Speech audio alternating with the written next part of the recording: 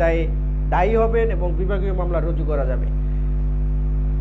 এরপর আরেকটা বিষয় যেটা হচ্ছে খুবই গুরুত্বপূর্ণ, সেটা হচ্ছে অন্য কোনো আইন বা বিধিবিধানের যে সমস্ত কার্য অসদাচরণ হিসেবে গণ্য হয় সেগুলো কিন্তু অসদাচরণের জন্য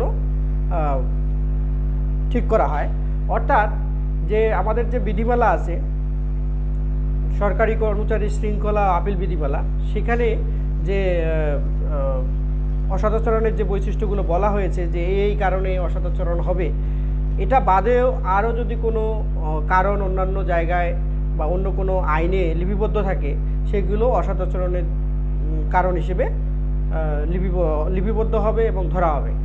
তো এর ফলে আপনি কিন্তু বিভাগীয় মামলা খাবেন এবং বিভাগীয় মামলায় দোষী সাব্যস্ত হলে আপনার লঘুদণ্ড বা গুরুদণ্ড কোনো একটা শাস্তি হবে। তো